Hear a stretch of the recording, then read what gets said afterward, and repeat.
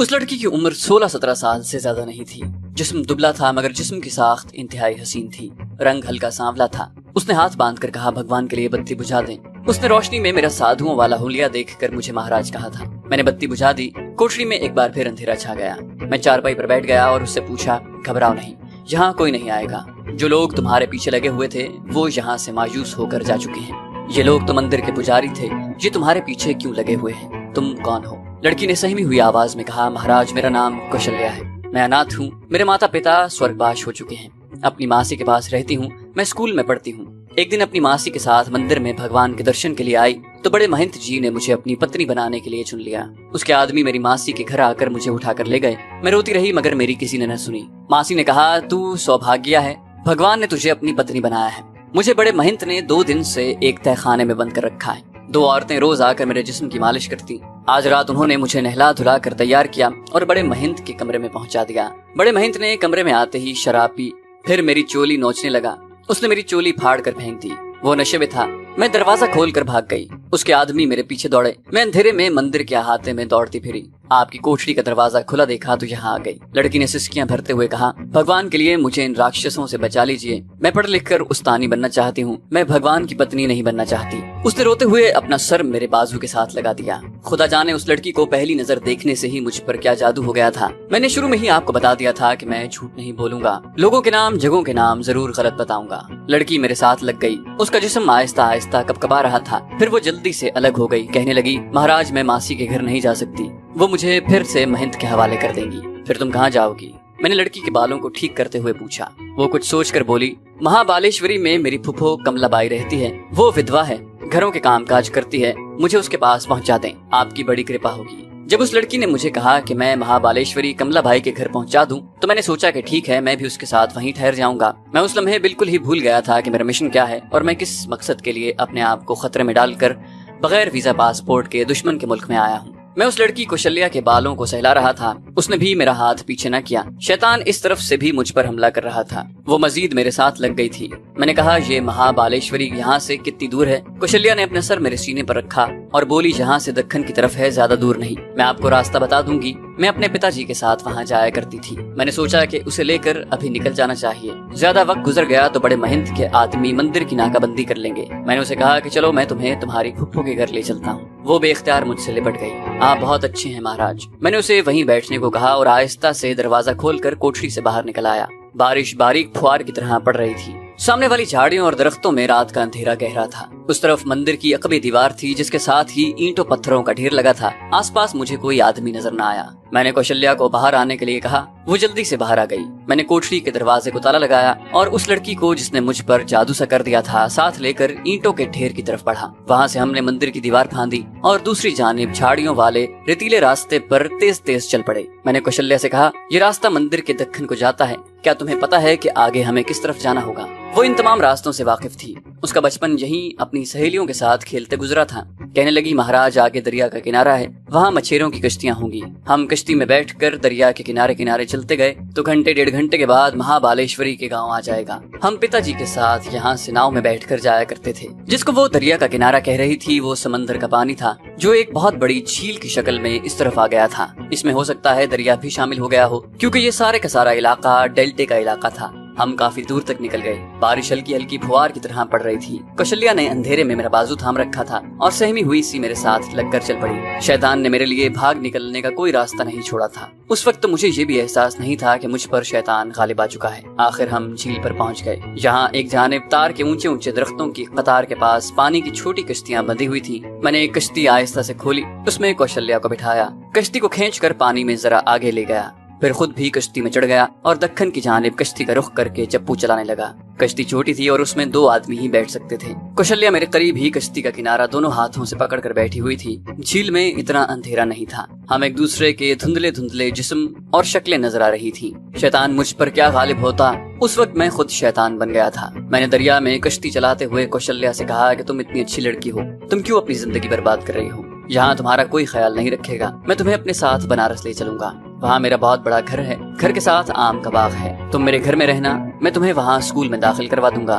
तुम पढ़ लिख कर उस्तानी बन जाना। कौशल्या बेहद खुश हुई। उसने अपना सर मेरे घुटनों से लगा दिया और कहने लगी, महाराज मुझे अपने साथ बनारस ले चलें, मैं आपकी बड़ी सेवा करूंगी, मैं बड़ा अच्छा भोजन बना लेती हूँ, मैं आपके कपड़े भी धो दिया करूंगी। मेरे दिल में एक लम्हे के लिए अपने कमांडो मिशन का ख्याल आया और ये भी ख्याल आया कि मेरा करीम भाई कल या परसों मेरी तलाश में सोमनाथ के मंदिर में पहुंचने वाला है। मैंने ये सोचकर अपने आप को मुतमईन कर लिया कि कोई बात नहीं, मैं कौशल्या को कमलाबाई के पास छोड़कर सोमनाथ के मंदिर में आ जाऊंगा। करीम भाई से मुलाकात हुई तो जानबूझकर बीमार बन जाऊंगा और कहूंगा कि मैं तो यहाँ आकर बीमार पड़ गया हूँ, 1 हफ्ता दे दो, उसके बाद द्वारका ऑपरेशन पर चलेंगे। ये बड़ी कच्ची बातें थीं, मगर मेरा इस तरफ बिल्कुल ध्यान नहीं जा रहा था कि करीम भाई जो इतना होशियार शख्स है मेरे बारे में क्या सोचेगा। उसको तो कभी मेरी बीमारी का यकीन नहीं आएगा, मगर मुझ पर हवस का जो भूत सवार था उसने मुझे अक्लो खिरत से बेगाना कर दिया था। हमारी कश्ती कोई 1-1.5 घंटा तक झील के किनारे किनारे जुनूब की तरफ चलती गई। जब दूर से कुछ चट्टानें सी नजर आईं तो कौशल्या ने उस तरफ इशारा करके कहा, इन पहाड़ियों के पार मेरी फुफ्फो का गाँव है। बहरहाल हम उसकी फुफ्फो कमलाबाई के गाँव में पहुँच गए।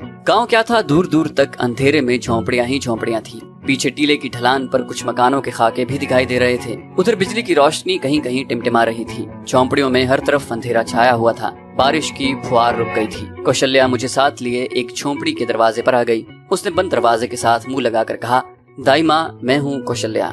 2-3 बार आवाज देने और बांस के बंद दरवाजे पर हाथ मारने से अंदर से कमलाबाई की नींद भरी आवाज आई। एक औरत ने दरवाजा खोलते ही कौशल्या को देखकर गले लगा लिया। अरे कौशल्या, तू इस वक्त कैसे आ गई? आजा, अंदर आजा। कौशल्या ने मेरी तरफ इशारा करके कहा, दाई माँ, ये मेरे महाराज हैं। कमलाबाई ने धोती का पल्लू संभालते हुए मुझे प्रणाम किया। ये एक पुख्ता उम्र की औरत थी जिसने सिर्फ एक धोती बांध रखी थी, जिसका एक पल्लू उसने अपने जिस्म पर डाल रखा था। झोंपड़ी में एक ही चारपाई बिछी हुई थी, एक मूंढा पड़ा था। कमलाबाई ने लैंप की बत्ती ऊंची की तो मैंने देखा कि कमलाबाई के होंठ पान की सुर्खी से लाल हो रहे थे। कानों में चांदी की बालियों के गुच्छे लटक रहे थे। मेरी तरफ देखकर भी मुस्कुरा रही थी, शर्मा भी रही थी। कौशल्या ने जल्दी जल्दी उसे अपनी सारी कहानी सुनाई। कमलाबाई बड़ी चहक कर बोली, अरे तू इस जन्म जली के पास रहती ही क्यों है? यहाँ मेरे पास रह, तुझे किसी चीज की कमी है? पटेलों के 4 घर तुम्हें भी दिला दूंगी। कोई पटेल तुम पर मेहरबान हो गया तो मेरी तरह तेरे कानों में भी चांदी की बालियां होंगी। और वो मुंह फाड़ कर हंस दी। ये औरत जिसका नाम कमलाबाई था, साफ जाहिर था कि खेलने खिलाने वाली औरत है। कश्ती में मुझे कौशल्या ने समझा दिया था कि मैं कमलाबाई से बनारस जाने की कोई बात न करूं, वो मुझे अपने से अलग नहीं करेगी। कौशल्या अपनी फुफ्फो की ज़हनियत और उसके धंधे से वाकिफ थी, मगर उसने मेरे साथ बनारस जाने का फैसला कर लिया था। जब कमलाबाई ने उसे अपने पास रहने की पेशकश की तो कौशल्या ने लैंप की रोशनी में मेरी तरफ कनखियों से देखा और हल्की सी आंख मारी। वो कमलाबाई से कहने लगी, हाँ फुफ्फो, मैं अब तुम्हारे पास ही रहूंगी, तू जैसे कहेगी वैसे करूंगी। कौशल्या की आंख मारने से मेरे अंदर बैठा हुआ, बल्कि मेरे सारे जिस्म में फैला हुआ शैतान खुशी से झूम उठा। कमलाबाई ने कौशल्या को अपने साथ चारपाई पर बिठाया हुआ था, उसकी बलाएं लेते हुए बोली, तू मेरे साथ ही सो जा, सुबह मैं तुम्हें बड़े पटेल जी के घर ले चलूंगी। मेरी तरफ देख कर कहने लगी, महाराज आपने बड़ी कृपा की जो इस बेचारी अनाथ लड़की को गुंडों से बचा लिया। आप भी मेरे साथ ही चारपाई पर लेट जाएं, थोड़ी सी रात रह गई है। मैंने कहा, नहीं बाई जी, मुझे वापस जाना है। मैं उठकर झोंपड़ी से बाहर आया तो कौशल्या मेरे पीछे पीछे आ गई। महाराज आप न जाएं। मैंने कहा, नहीं कौशल्या, मेरा जाना जरूरी है, मैं देर नहीं लगाऊंगा, थोड़ा सा काम है, उसे निपटा कर कल रात को ही वापस आ जाऊंगा और तुम्हें अपने साथ बनारस ले चलूंगा। कौशल्या खुश हो गई। पिछली रात के अंधेरे में उसकी आंखें चमक रही थी। कहने लगी, महाराज मैं आपकी राह देखूंगी, मैं दाई माँ को कुछ नहीं बताऊंगी। आप आएंगे तो हम यहाँ से भागकर बनारस चले जाएंगे। मैंने कहा, ऐसा ही करेंगे, अब तू अंदर जाकर सो जा। कौशल्या एक बार फिर मुझसे लिपट गई। महाराज मुझे छोड़ कर न जाएं। मैंने उसे बादल नखास्ता अपने से अलग करते हुए कहा, चिंता क्यों करती हो, मैं कल शाम को आ जाऊंगा, तुम तैयार रहना। मैं तैयार रहूंगी महाराज। उसने मेरा हाथ अपने दोनों हाथों से दबाते हुए कहा और मैं अंधेरे में उससे अलग होकर तेज तेज कदमों से झील की तरफ चल पड़ा। कश्ती को खींचकर मैंने किनारे पर झाड़ियों में छुपा दिया था। छोटी सी कश्ती थी, उसे दोबारा खींचकर झील के पानी में ले आया, उसमें बैठा और वापस रवाना हो गया। झील का पानी बिल्कुल साकिन था, चप्पू चलाने में कोई दुश्वारी नहीं हो रही थी। आसमान पर बादलों के पीछे सुबह काजिब की हल्की हल्की रोशनी झलकने लगी। कश्ती में मैं अकेला था, कश्ती हल्की थी। मैं जल्दी मछेरों की उस बस्ती में आ गया जहाँ से हमने कश्ती चुराई थी।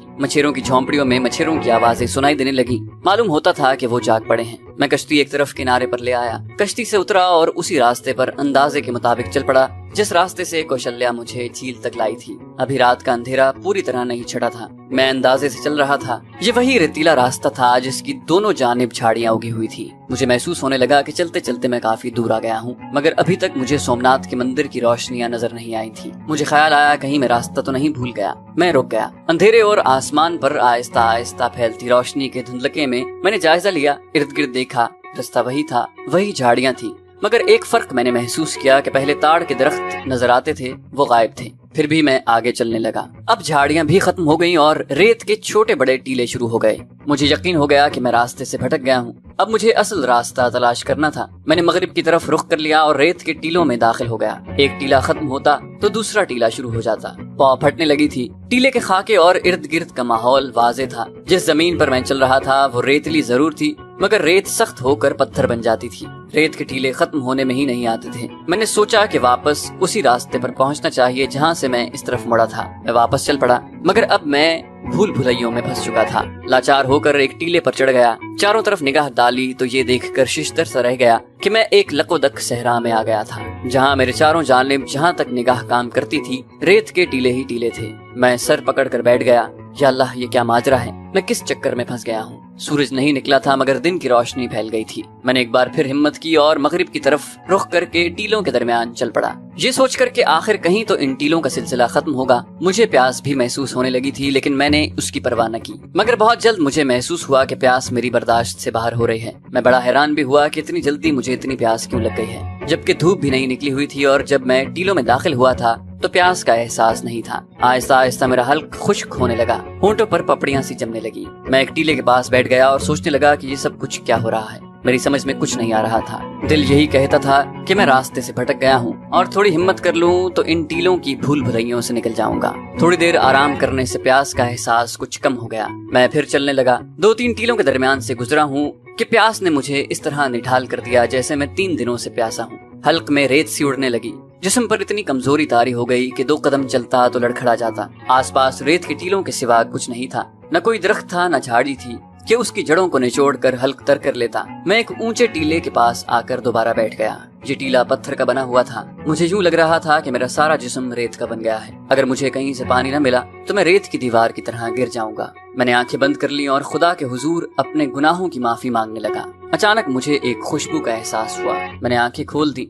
खुशबू हल्की थी और सामने वाले टीले की तरफ से आती महसूस हो रही थी। मुझे ख्याल आया कि टीले की दूसरी तरफ जरूर झाड़ियां होंगी जिनमें फूल खिले हुए होंगे और वहाँ पानी भी जरूर होगा। मैं जिधर से खुशबू आ रही थी उस तरफ चलने लगा। जैसे जैसे आगे बढ़ रहा था खुशबू ज्यादा गहरी होती गई। आखिर में बड़ी मुश्किल से अपने आप को चलाकर टीले की दूसरी तरफ निकल आया। वहाँ आकर देखा कि कहीं कोई झाड़ी नहीं थी, कहीं कोई फूल नहीं थे, मगर खुशबू पहले से ज्यादा हो गई थी। मैं थक हार कर बैठ गया और खुदा से अपने गुनाहों की माफिया मांगने लगा। हिम्मत करके उठा और सामने कुछ फासले पर जो टीला था उसकी तरफ बढ़ने लगा। शायद उस जानिब झाड़ियां हों और पानी मिल जाए। खुशबू उसी तरफ से आ रही थी। टीला रेतले पत्थर का था। मैं उसकी दूसरी तरफ आ गया। टीले की उस जानिब गार का थाना था जिसके आधे हिस्से को जंगली झाड़ियों ने ढांपा हुआ था। मैं करीब गया तो गार के अंदर से खुशबू के झोंके आ रहे थे। ये खुशबू मुझे शुरू ही से अजीबोगरीब लगी थी। ऐसी खुशबू मैंने पहले कभी नहीं सूंघी थी। मेरा ख्याल यही था कि ये किसी नायाब सहराई फूल की खुशबू है। मैंने सोचा कि गार के अंदर चलकर देखना चाहिए कि खुशबू कहाँ से आती है और किस फूल की है। दिल में ख्याल भी था कि मुमकिन है गार के अंदर पानी का कोई चश्मा निकलकर जमीन के नीचे बह रहा हो। गार के थाने पर तो दिन की रोशनी थी, मगर अंदर अंधेरा था। जैसे जैसे मैं आगे बढ़ रहा था खुशबू तेज होती जा रही थी। गार आगे जाकर एक तरफ घूम गई। मैं भी उसके साथ ही घूम गया। यहाँ अंधेरा गहरा था, मगर कोने में रोशनी की हल्की हल्की किरणें निकल रही थी। मैंने करीब जाकर देखा कि रोशनी की ये किरणें पत्थरों के एक ढेर के नीचे से उठ रही थी। मैं बड़ा हैरान हुआ कि यहाँ पत्थरों के अंदर रोशनी कहाँ से आ गई। मैंने कुछ पत्थरों को काफी जोर लगाकर एक तरफ हटाया तो मेरी आंखें हैरत के मारे खुली की खुली रह गईं। नीचे एक कब्र थी। मैयत का कफन लहद में ऐसे पड़ा था जैसे मैयत अभी अभी उसके अंदर से निकल कर गई हो। रोशनी से सारी कब्र, सारी लहद जगमगा रही थी। वहाँ इस कदर खुशबू थी कि मुझे अपना आप खुशबू बनकर फजा में तहलील होता महसूस होने लगा। मैंने कफन को हाथ लगाया तो वो बिल्कुल ताज़ा और साफ था। ऐसा लग रहा था जैसे इसकी मैयत को आज ही यहाँ दफन किया गया है। मैंने लहद के सरहाने की तरफ देखा। वहाँ मुझे एक खिड़की सी नजर आई। रोशनी और खुशबू का सैलाब इस खिड़की में से निकल रहा था। मुझ पर एक मुकद्दस हैबत सी छा गई।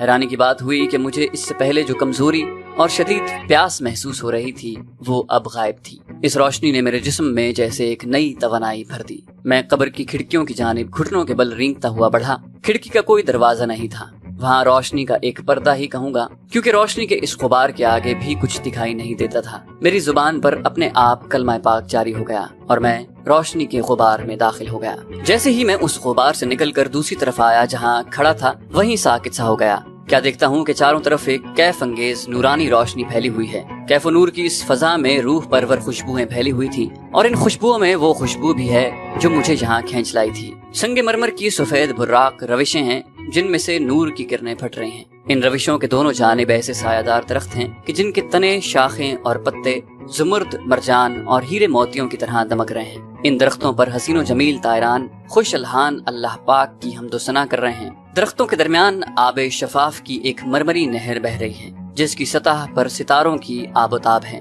इस नहर के किनारे जमुर्द का एक तख्त बिछा है जिस पर एक नूरानी चेहरे वाला जवान राना सब्ज इमामा बांधे बैठा है। उसके चेहरे पर ऐसा जलाल है, ऐसा नूर है कि मेरी निगाह नहीं ठहर रही। ऊपर दरख्त की एक सफेद फूलों भरी शाख उस जवान पुरजलाल के चेहरे के पास आकर झुक गई है, जैसे उसकी नूरानी पेशानी को चूमने की कोशिश कर रही हो। उसके दाएं तरफ सुर्ख अकीक में से तराशा हुआ एक प्याला रखा है। वो इशारे से मुझे अपनी तरफ बुलाता है। मैं इंतहाई अदब व एहतराम के साथ उसके करीब जाता हूँ और हाथ बांध कर खड़ा हो जाता हूँ। उस शख्स की आंखों से नूरानी शुआएं फूट रही हैं। चारों तरफ खुशबुएं ही खुशबुएं हैं, नूर ही नूर, रोशनी ही रोशनी। रोशनी ऐसी शफाफ है कि हमारी दुनिया की रोशनी उसका साया महसूस हो। ये रोशनी आंखों और रूह में अबदी सुकून की लाजवाल कैफियत बनकर उतर रही है। मेरे वजूद का वजन खत्म हो गया है। मुझे अपनी उंगली तक का बोझ महसूस नहीं हो रहा। इस सरमदी माहौल की नूरानी लताफतों ने मेरी तमाम कसाफतों को थोड़ी देर के लिए खत्म कर दिया। मैं उस जमुर्दी तख्त पर बैठे उस शख्स को अस्सलाम वालेकुम कहता हूँ। वो वालेकुम अस्सलाम कहकर